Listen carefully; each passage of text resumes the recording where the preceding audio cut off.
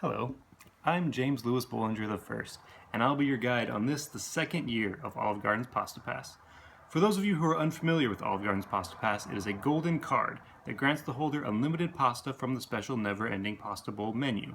But it's not just pasta. You also get unlimited breadsticks, soup, salad, and Coca-Cola products for 7 weeks.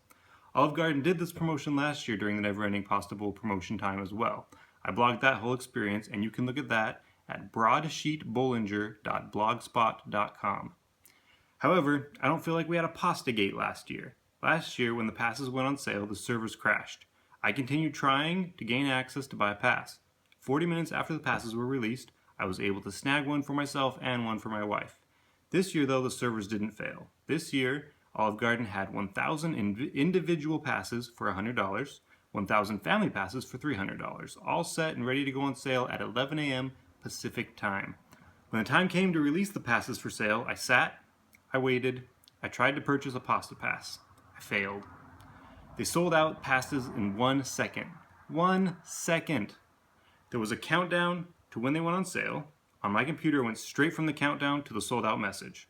Pasta Gate. I don't know why everyone was so upset. Of course they were going to sell it like that. Now, you may be asking yourself, if they sold out in 1 second and on James's computer it went straight from the countdown to the sold out message, how is James going to be my guide? I'll tell you.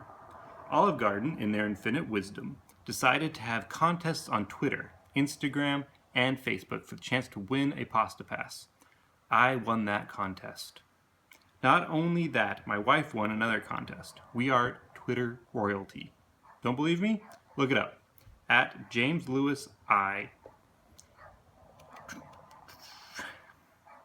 So I technically won a pass on the first day that they were made available for sale, the 17th of September. But Olive Garden didn't notify me until the 22nd. I entered their contests until I was notified. After they told me I had won, I threw myself into helping my wife win a contest as well. It would have been futile if she hadn't. She's my muse after all. This blog probably wouldn't have happened if she hadn't won also. She won the 29th of September and was notified the 3rd of October. We think it was one of her tweets that were about The Little Mermaid. I saw the notification of the win before she did. Her birthday is coming up, so I wanted it to be a surprise. I also hadn't told her I had won for the same reason.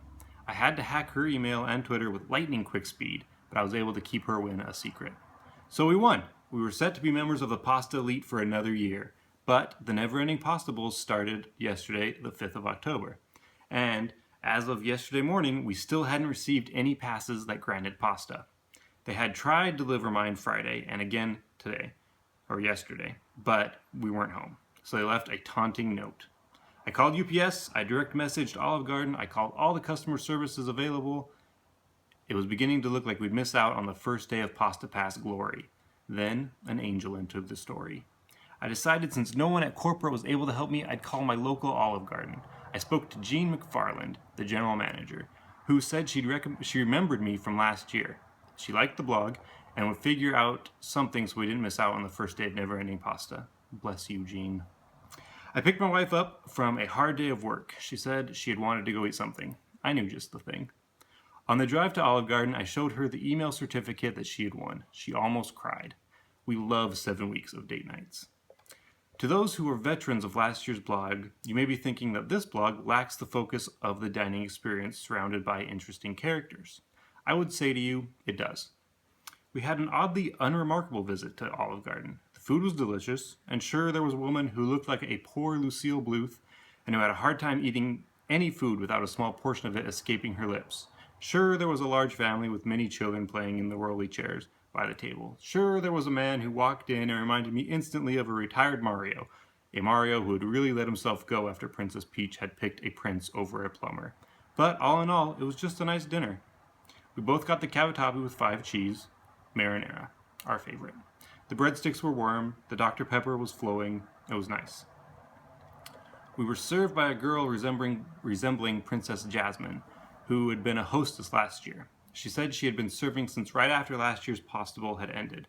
We saw the faces of old friends, people who we'd seen almost daily for 7 weeks last year, and who made it into our hearts the way Olive Garden pasta makes it into your belly.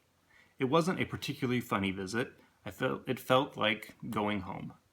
Jasmine took care of our tab by whatever fairy magic Jean had left her with, and we went home.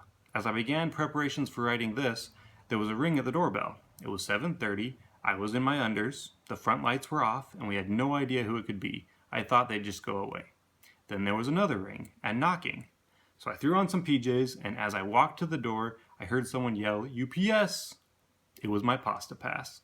Someone had contacted that wonderful daily Santa and asked him to bring my pass back tonight. What a wonderful world we live in. I will be chronicling our pasta adventure every day, so please continue to read the blog. This one's pastapassyear2.blogspot.com. Please continue to share all this, the video, the pasta, like it, comment, subscribe, and support us. So far, as of yesterday's visit, I hadn't gained any weight, and we had been reimbursed for about $28.04. Thank you.